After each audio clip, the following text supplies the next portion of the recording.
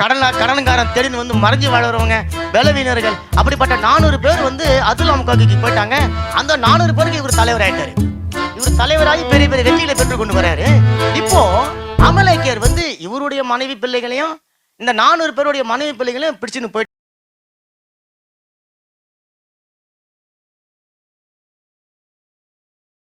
போராட்டத்துல ஆலோசனை தேவன் கொடுக்கிறார். ஆமென். இன்னைக்கு பாருங்க, மனுஷன் போராட்டத்துல சிக்கி தவித்து கொண்டு இருக்கிறான்.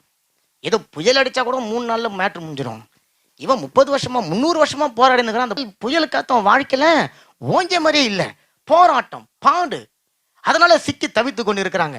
பயம், திகில், எதிரிகளுடைய தாக்குதல், இதுல சிக்கி கொண்டு இருக்கிறாங்க. அப்ப அந்த மாதிரியான சூழ்நிலையில தேவன் நமக்கு ஆலோசனை கொடுக்கிறவராக இருக்கிறார். எடுத்து வாசிப்போம். 1 சாமுவேல் 30வது அதிகாரம் 8வது வசனம். தாவீது கர்த்தரை நோக்கி, நான் அந்த தண்டை பின்தொடர வேண்டுமா, அதை பிடிப்பேனா அப்படின்னு சொல்லி கேட்டான். அப்ப இந்த சம்பவம் நமக்கு நல்லா தெரியும்.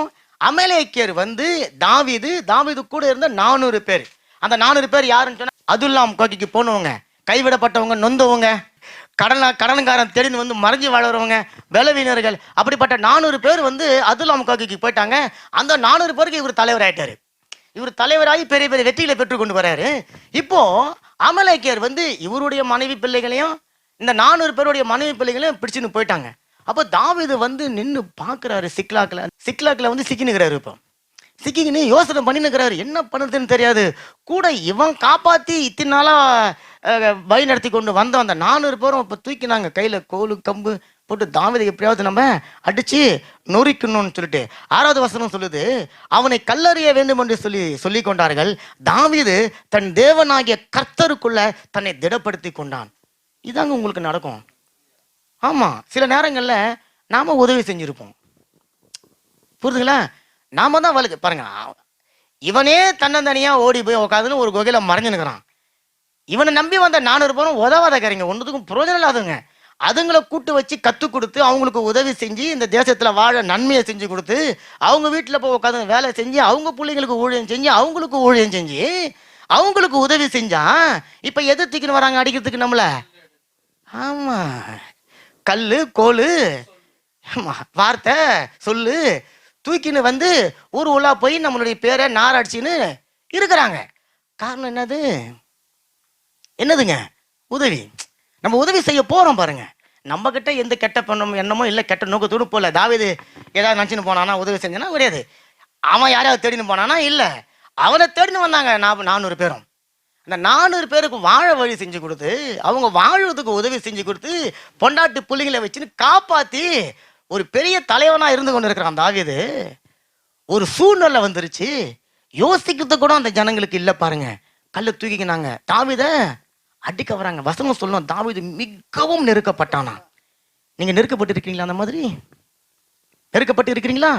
ஆனா அந்த பிரச்சனை வரதுக்கு முன்னாடி ஆண்டவர் உங்களை சந்திச்சிருப்பாரு. அந்த பிரச்சனை வரதுக்கு முன்னாடி உங்ககிட்ட பேசி இருப்பாரு. அந்த பிரச்சனை வரதுக்கு முன்னாடி உங்களை எச்சரிக்கை கொடுத்திருப்பாரு, உங்களுக்கு ஆலோசனை கொடுத்திருப்பாரு. நாம என்ன பண்ணுவோம்? அந்த 400 பேர் மேல இருக்கிற அன்பு, 400 பேர் எனக்காக எதையும் வேணையும் செஞ்சிருவான், எனக்காக உயிரையும் கொடுப்பான். நான் சொல்லிட்டா போதும், எனக்காக உயிரை கொடுத்துருவான். ஆமா, ஏன்னா அவங்க நம்மளை தம்பின்னுவாங்க, அண்ணன்வாங்க, மாமான்வாங்க, மச்சான்வாங்க, அப்பா போலன்னுவாங்க, ஐயா போலன்னுவாங்க. அப்புறம் தான் சரி, எல்லாமே போல. என்னதுங்க? எல்லாமே போலதான், எதுவுமே ஒரிஜினல் கிடையாது. அப்போ அண்ணனை போல, தம்பியை போல, அப்பாவை போல, அண்ணனை போல, சித்தப்பாவை போல, அந்த போலெல்லாம் போலவாயிடும். புரிதுங்களா? ஆமா. ஆனா நான் என்ன பண்ணிடுவேன், அந்த பாதியை பிடிச்சிக்கின்னு ஐயோ ஆமா அப்படி இப்பதான் செஞ்சுக்கிறாரு. தாவீது, நீ தான் உங்களுக்கு தலைவன், எங்களுக்கு நல்ல வாழ்க்கை கொடுத்துட்ட, அது செஞ்சிட்டியா இது செஞ்சிட்டேன்னு சொல்லிட்டு இப்ப வந்தது பாருங்க ஒரு வேட்டு. அமலேக்கியர் வந்து எல்லாரும் எட்டுன்னு போயிட்டான். அப்ப இங்க பாருங்க, நம்பின்னு இருந்தவங்க தான் இவனுக்கு விரோதமா எழும்பி வராங்க. இந்த சூழ்நிலையில தாவீது ஆலோசனை கேட்க வேண்டிய அவசியமே இல்லைங்க. அவன் யுத்த வீரன், அவன் எழுந்துச்சு போய் அடிச்சு தூக்கி எடுத்துன்னு வந்துடலாம். ஆனா இவன் என்ன பண்றான், தேவனுக்குள் தன்னை திடப்படுத்தி அவன் கேட்கிறான் ஆண்டவர்கிட்ட, ஆண்டவரே நான் போன அந்த படையை பின்தொடர்ந்து போலாமா, நான் அவங்களை பிடிப்பேனா பிடிக்க மாட்டானா அப்படின்னு சொல்றான். அதுக்கு ஆண்டவர் சொல்றாரு 1 சாமுவேல் 38, அதற்கு அவர் அதை பின்தொடர், நீ அதை பிடித்து சகலத்தையும் திருப்பிக் கொள்வாய் என்றார். கரங்களை தட்டுங்க, கரங்களை தட்டுங்க. அவனுக்கு ஆண்டவர் சொல்ற, நீ போய் சகலவற்றை நீ திருப்பிக் கொள்வ, இந்த சகலவற்றையும் திருப்பிக் கொள்ளக்கூடிய வித்தை தான் இவனுக்கு தெரியாது. சகலவற்றையும் எப்படி பிடித்துக் கொள்ளணும் என்பதுதான் தாவீதுக்கு தெரியாது. அதை அவன் தெரிந்து கொள்வதற்காக ஒரு ஆலோசனைக்காக அவன் காத்து நிற்கிறான். அப்ப இவனுடைய சூழ்நிலையை தெரிந்து தேவன் துரிதமாக அவனுக்கு உதவி செய்யற. நீ எப்படி நடக்கணும் நான் உனக்கு போதிக்கிறேன். ஆமேன். ஏன்னா நம்முடைய தேவன் சொல்ற, நான் உனக்கு போதித்து நீ நடக்க வேண்டிய வழியை உனக்கு காட்டி உன் மேல என் கண்ணை வைக்கிறேன். நான் உனக்கு ஆலோசனை சொல்றேன். இப்ப ஆண்டவர் சொன்ன ஆலோசனை அவன் பெற்றுக்கொண்டான். கர்த்தருக்குள்ள தன்னை திடப்படுத்தி கொண்டான். இப்ப எழுந்தான், போனான். அவளுடைய மனைவிகள், அவனுடைய பிள்ளைகள், 400 பேருடைய மனைவிகள், 400 பேருடைய பிள்ளைகள் எல்லாரையும் பிடிச்சு கொண்டான். வசனம் சொல்லுது அந்த அதிகாரத்துல 18-19 பாருங்களேன். 19வது வசனத்துல, அவர்கள் கொள்ளையாடி கொண்டு போன எல்லாவற்றிலும், சின்ன பொருளா இருந்தாலும் சரி, பெரிய பொருளா இருந்தாலும் சரி, பிள்ளைகளா இருந்தாலும் குமாரத்திகளா இருந்தாலும் ஒன்றும் குறைவுபடாமல் எல்லாவற்றையும் தாவீது திருப்பி கொண்டான். கரைகளை நல்லா உற்சாகமா தட்டுங்க, நல்லா உற்சாகமா தட்டுங்க. இது தாங்க ஆண்டவர் கொடுக்கிற ஆலோசனை.